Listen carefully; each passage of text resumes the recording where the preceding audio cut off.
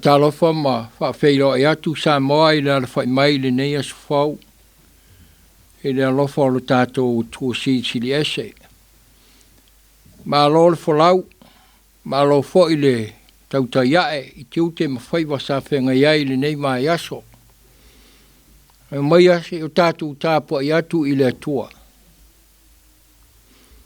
O le ala i le vai, o le mea i talane o iori tana. O Galilea o nuu ese. O le nuu sa wawali i le pouni uli. O lātou i loa le malama tele. O e sa nonofo i le nuu o le ata o le oti. Ua pupula mai a te i lātou le malama. Te o tātou te talo. Le atua siri ese. Ua ala whailo watu nuu i le nei Taeao. O le whai unga o au mga ruenga o le nei mai aso. Na ngona le loto whaafetai. A ua la whai Samoa i lo walofa.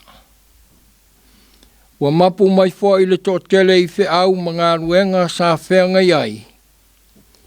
Whaafetai a ua o lea sa e manutia leo.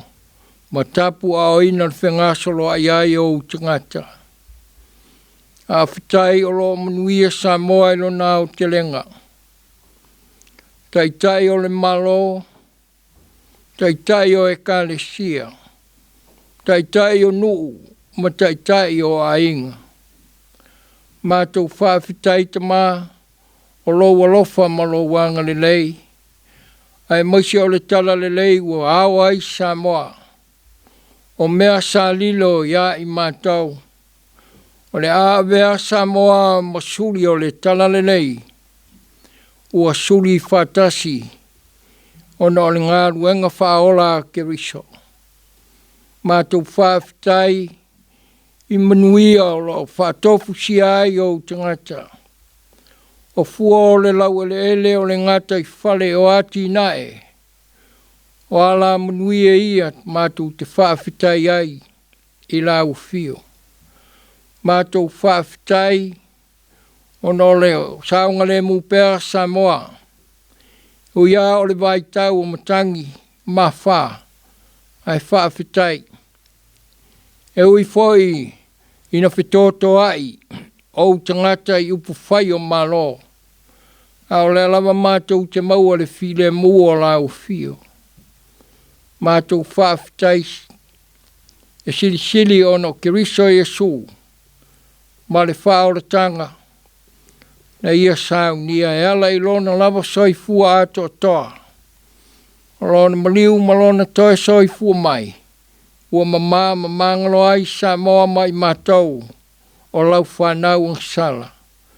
O ia tupea i lau fio le vinga o le whamanu ma le whanetanga. Nei maso umalama e leo noa. Mātou titalo e whato ese. Tele o mātou se, tele o mātou waiwainga te mā. Whamangalo i mātou. Mātou whiawhila vai tau rangi o i mātou o lau whanau keu siano. O tū maanga ua mātou whai o maulawa malau whinga ngalo pa ia. Mātou te tālo ia whawa. Mamaina Samoa. Whamangalo. Tai o le malo.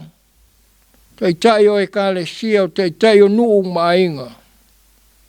Pea whai ua le tonu le lātou tai inga ma le whaasinonga o tangata. I lou lava whinga ngalo pa ia. O mātou tālo whai e whaato ese. O na o le whi upuai. Ma le whi vai ai o tangata. O la ngona lama whaale tangata ua whaasaseina ai i mātou. Mātou wala au te mai. Ia lo fungia Samoa. Ma ona tangata ma whainga malo. Ia iai le alofa oe, ia whamangalo ma whamamaina I mātou uma. Ina vea I pē I mātou, ma me whainga nuenga e au ngā, I au whiau ma au ngā nuenga. Ai maise ia whātu mawina I pēr Samoa ma ona tangata. O suli e moni. E tusa mare whaalotanga na tāpena ina e Yesu. Mātou te tālo te mai. Ia e lo whangia si o mātou watunu o Samoa. Ia e anga lelei ia whamanuia ia I la tau. Whamanuia I tai whaane malo. Le au mamalu o le malo ma le masiofo. O le sui tofia. Ai maise o le pāle mia ma le kāpeneta. O sui mamalu o le whanausu o Samoa. Ia I lo walofa te mā. Whaamsino sili. Ma le senga o whaamsino. Ia Pulega pēa. Ma ia tonu whai whai. Ina ia manuia o tangata. Mātou te tālo I whamanuia le lau ele whamanuia le ngata I whale o atina e whai. Ina ia tupu pele te mau ainga o le tunu a wāsa manuia o tangata. Mātou te tālo whai. Ma ua pēa o tangata le. Ngā lulu e whātasi ma le wheoe ai. La whai le whewai mai ai. Ai maise o le wheupu ai. Mātou te tālo te mai e iailu e nganga o lau whio I wheau ma ngā nuenga. Maise o le ngā nuenga. Tā lai o lau e kālesia. Ia whamanuia whai. Whio anga ma lala whanga. Maise o te tonu o ainga. Tau whisia pē I mātou I whamanuia ngā lau whio na mātou tua. Mātou te tālo. Le wheau o le tala le lei. I le aso ma le aso. Ia anga le lei te mā, ia alu lama ma le mana, lau upu fola. Whamanuia whoi le, ala ata, ale TV, ale EFKS. Whai lama lea, ma uala e oa tuai le whiau. O le tala le lei inisiu, tuli manu o le neila no langi, ia ai maise whoi. O le Tapuaiga ma mau mai, asio mātou o tunu, ia tunu e mamau. Ia mātou te tālo te mai, ia anga lelei ma ia alofu mai. Saimi o mātou whalongolongo I lo whetalai mai e ala I lo ona whataua. Te tala lava le mātou whalongo. Mātou te tālo ia e alatu I le suafo Yesu. Lo mātou wali ma lo mātou whaola. Amen.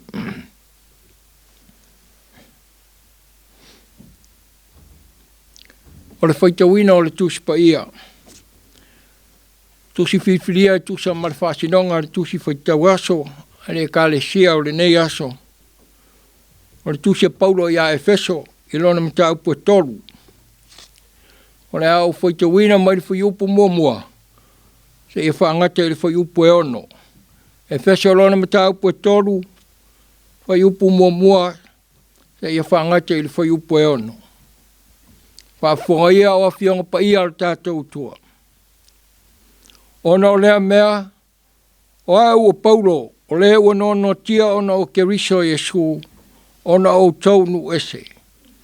A wau o tau whalongolongo, ua whai au ma au na tau si mea I le lofa tu no le tua ua tu ina mai a tau ma o tau. Ina ua na whailo mai a tau I le wharinga, o le mea lilo. Whapei o na umwa I tu sia I ni upu I titi. Pe a whaitaulia e mwhai o tau, o nei loa ai. Lo uloto matala I mea lilo e winga I a keriso. Sa le whailo atu I nisi tūpuranga o whanau ngā tangata. Whapei o na whaari mai nei e lea nganga. Ia na apostolo pa ia, maa na perfeta. Ia veanu esa masuri whatasi matino e tasi. Ma ia tofisia whatasi I lana sa fola. O no keriso Yesu I le tala lelei. Whamanuia mai le tua e tu sa marutatu whaitau ma whanongolongo ia nā whionga pa ia. Tu maua tu pē ia te ialo na lama miinga. Nei masa iau I le whaavavau lava. Amen. O ne launga I le suafa ma malu o le tua le tamā, le alo ma le angang sa. Amen. O fia whaungaina le whai upu e ono. O le mta upu e tolu o le tusi a Efeso. E whai mamatua o le nei Taeao. E whapea lona toi whaituina. Ia venu ese masuri whatasi ma tino tasi. Ma ia tofusia whatasi ilana sa whora mai. Ono ke riso Yesu le tala le lei. O le manatu au tu o le nei aso.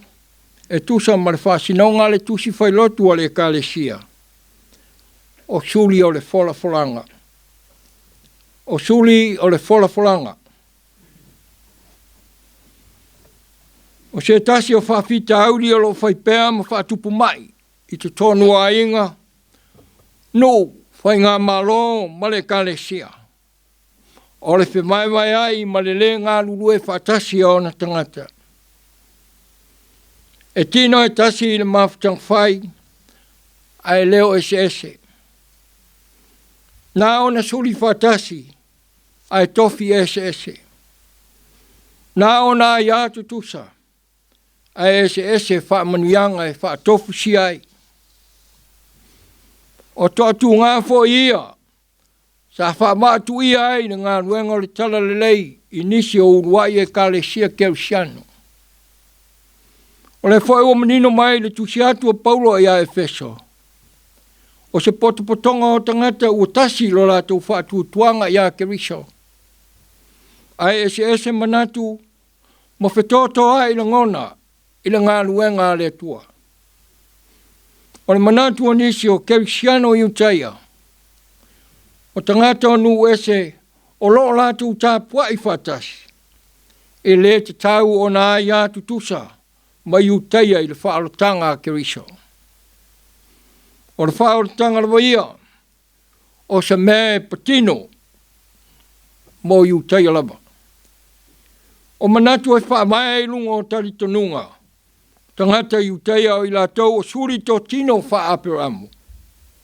Ma ua na o lātou wha ia ngā waa i manuia na whola e le tua i o lātou au ngā taba. Le ala foi le tau fiai le to tele o utaia. E te tau i tangata o nu ese. O na muai li liu e vea mo utaia. O na whatoanga maa lea i le whao le tanga. E mafuta ma tāpua i whatasi ai le tūlanga tutusa. O le pisili. Paua vai ina e Keriso. Na maliu whaalua e Keriso.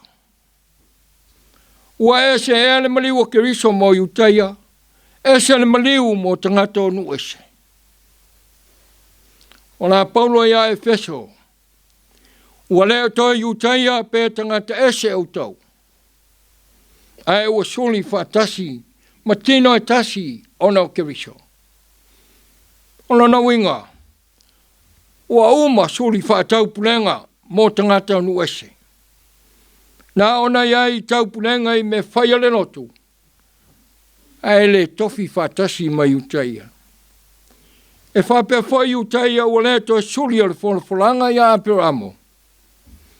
Ai ua suli to tino o le malo le tua o no le maliu o Keriso. O mea ia whai mai Paulo. O mea e lilo. O le misiterio sa le iloa e utaia a tō matangata o nu ese. E le whaingofia o na malamalama se tasi se mea lilo. Le ala foi le e whaingta ai. O na talia e Efeso le mataupu o le suri tutusa. Ma le ngā lulue o le tino e tasi. O toia mai e Paulo lona lava mala wina. O whamai o sa mea sa lilo foi a te ia. A o leo whai masuli o le ngā luenga a Keriso.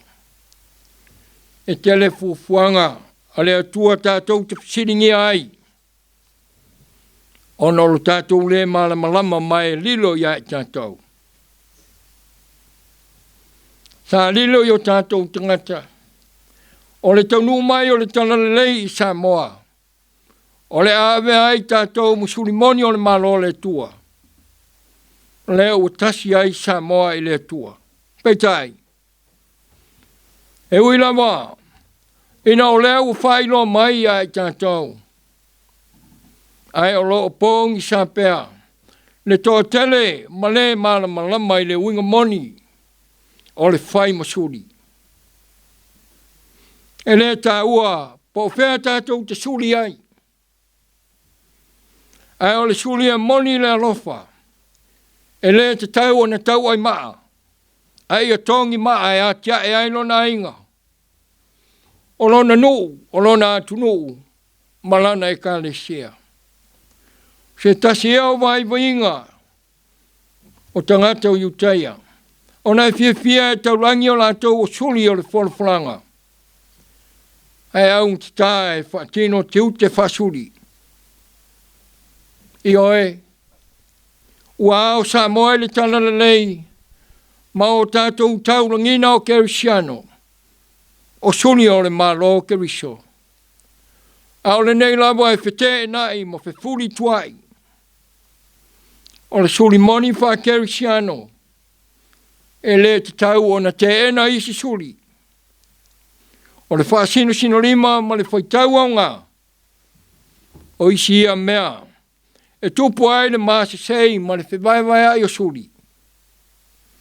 Petalai tātu li o Yesu, o malo uma e whewaiwai ai e wha umtia ia. O ai o mawhai, po a inga e whewaiwai ai. E le tu mau.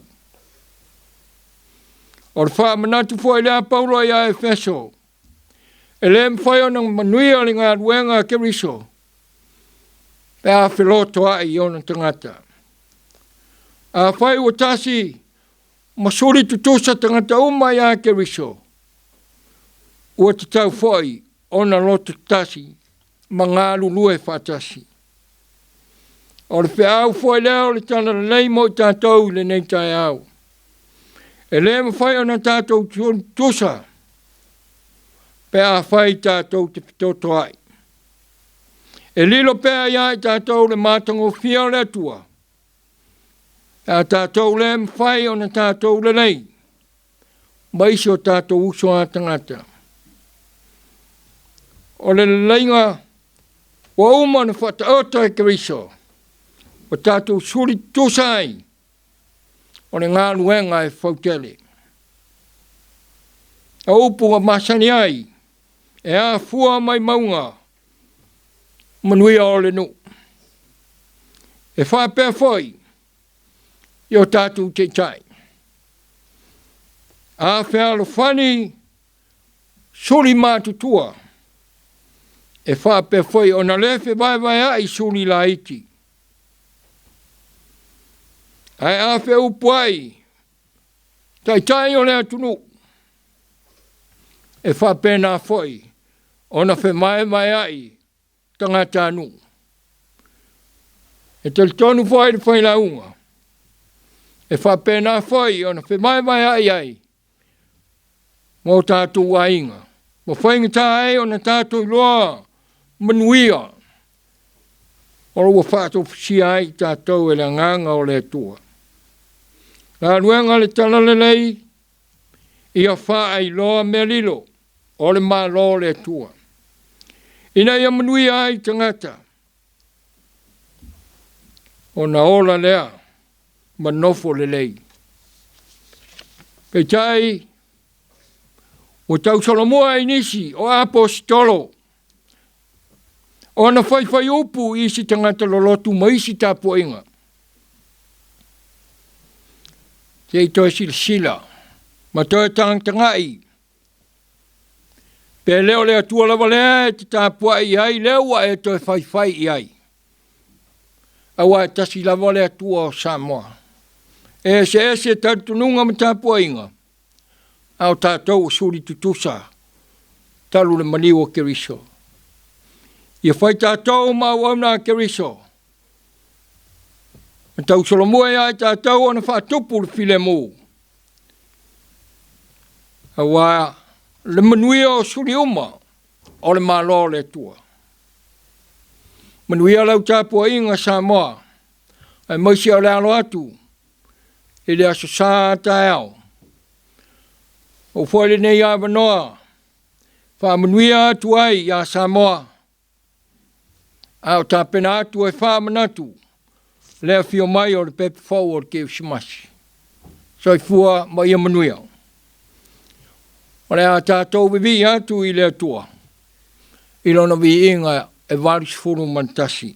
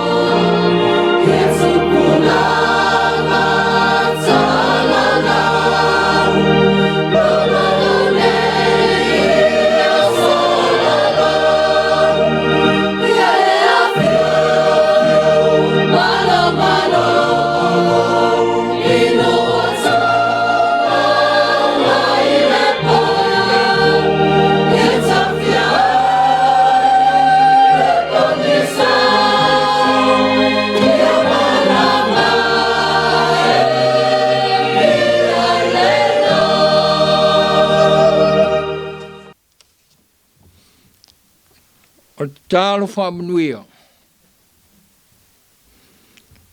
Le manuia ma le fine mua o ele atua le mātou tamā. Le lofa muti vale o Yesu Keriso le mātou li ma lo mātou whaola. Ma le mawhitanga le mawai maoia ngā angsai. Tu mau mai le i o mātou lunga o Samoa. Ma lunga o lau whanau le lalolangi atoa. Nei ma se iau i le whabawau lava. Amen.